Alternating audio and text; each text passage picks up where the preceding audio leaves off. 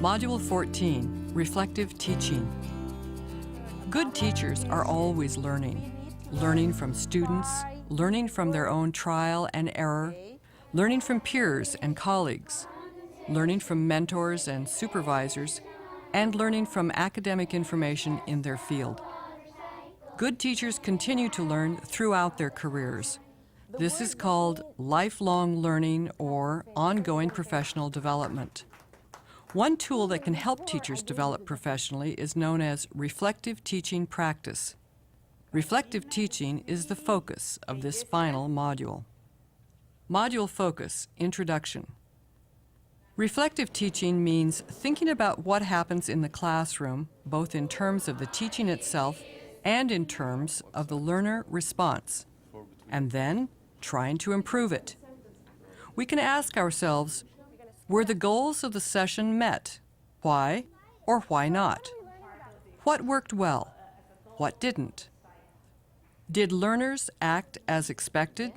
Why or why not? How can class sessions be improved to provide opportunities for better learning? Number 1, viewing points. Listen and reflect. Video segment number 1. Look in the manual for the Reflective Teaching Practice Observation Guide. Think of a class you have recently taught.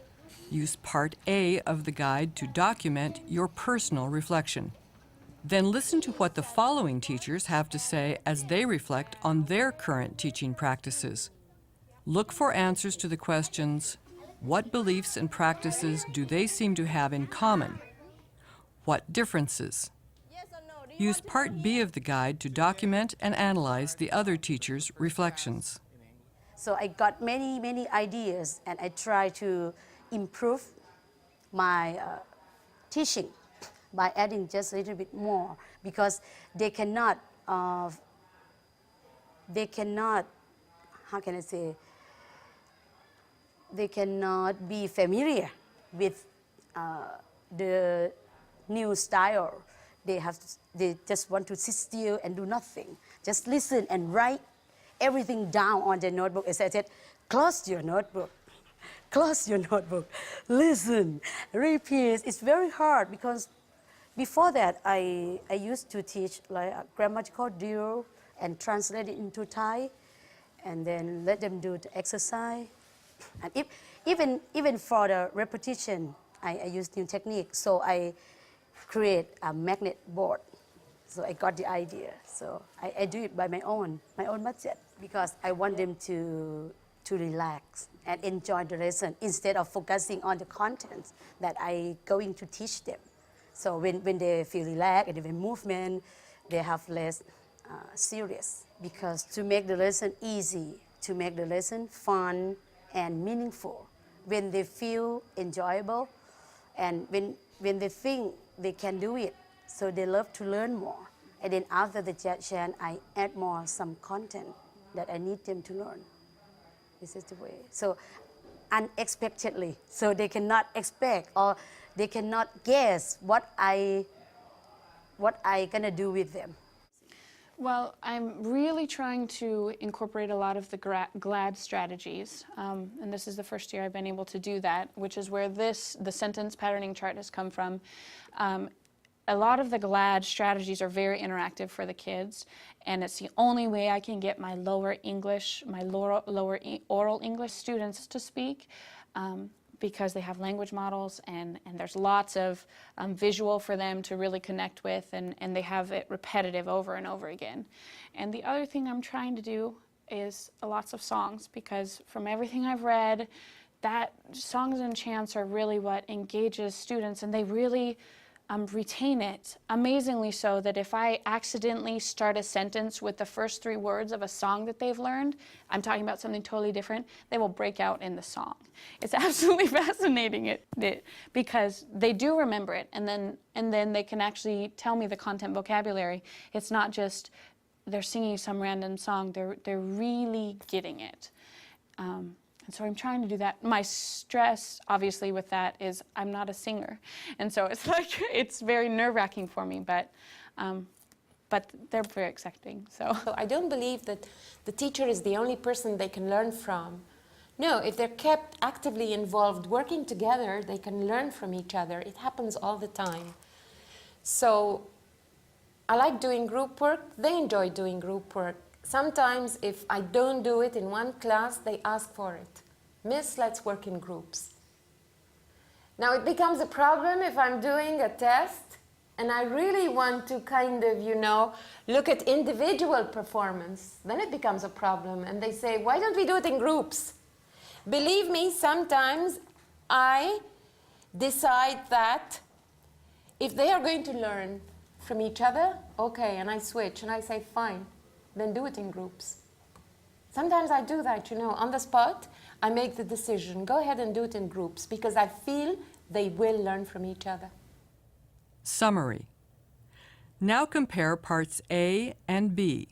How do these teachers' reflections compare to your own? Number 2, viewing points. Listen and reflect.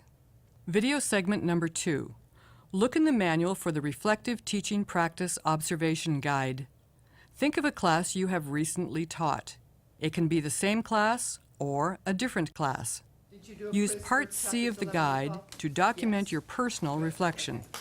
Then listen to what the following teachers have to say as they reflect on what they would like to be able to do in the future and some of their plans for helping make those ideas a reality. Look for answers to the questions, what hopes, dreams, and plans do they seem to have in common? What differences? Use Part D of the guide to document and analyze the other teachers' reflections. Reflecting is always a good thing. Let's see. I'm not really sure. I think that the kids pretty much responded well to everything.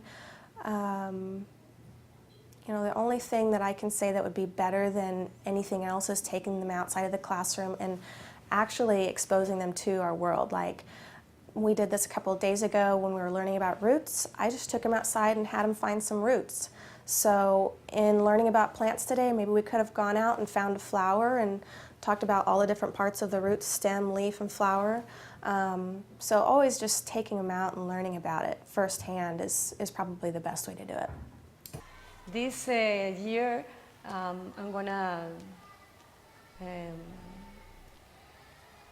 try to have more conversations, to give the more emphasis in communications, because it's very difficult sometimes, but I don't know why.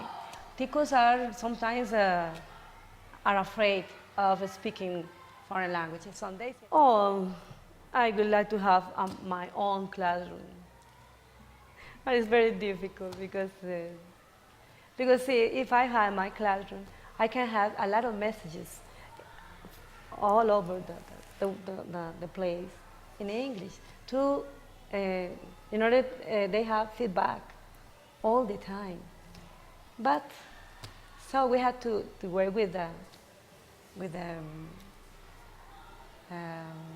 material we have.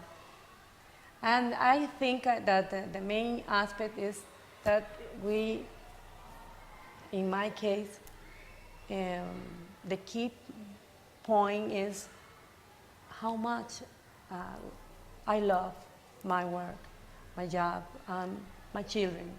And that's the most important. And they are very conscious that they need to learn, especially English, because English is becoming like Esperanto of the world. And in Costa Rica, this is a country that we, and also this is a country that is developing and is open to being trading with other countries. And we are in this process. And also here, there is a touristic destination.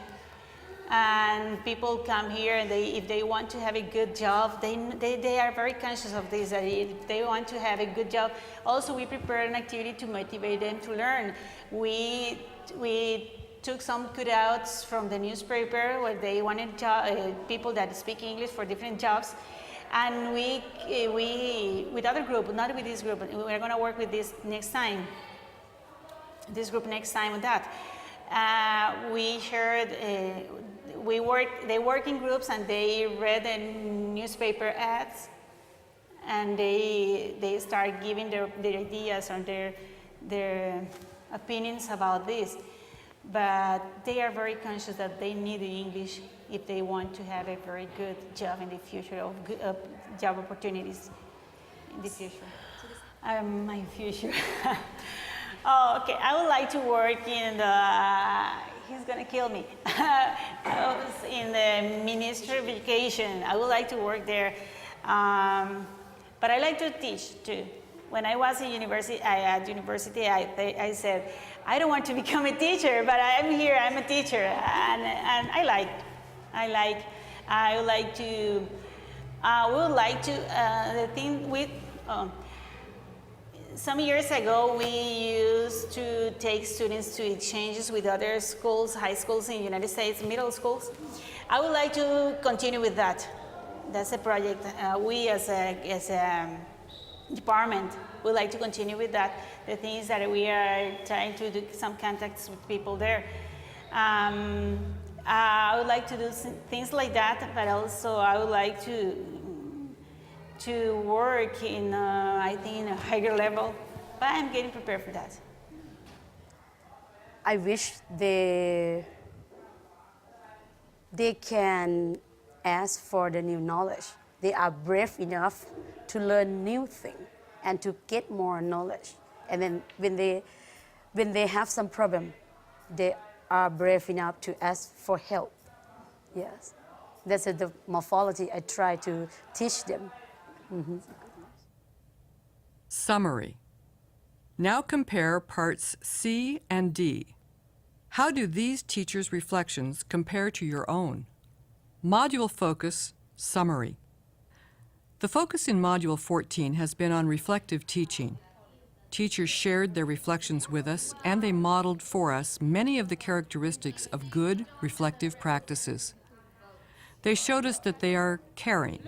They care about students as individual persons, about their needs, and about their learning. They recognize both the similarities and differences of their students. They are enthusiastic about helping students to learn better. They are curious and interested in ideas that may improve classroom learning. They feel comfortable doing self-analysis, and they are willing to put in the effort to do it well. They take responsibility both for solving the problems of their own classrooms and for their own professional and skills development. They are open-minded. They are open to and not threatened by ideas that may conflict with personal beliefs about the different aspects of their teaching situation. They have the energy to implement changes indicated by the reflection process. They enjoy working with colleagues on program development and professional development goals. When you look in the mirror, how many of these characteristics do you see in yourself? With practice over time, no doubt you will see even more positive changes reflected back at you. Yeah, they are really good students. I like them, and I enjoy teaching. That's why I keep teaching, and besides supervising. See the manual for readings and more information on this and other topics related to reflective teaching.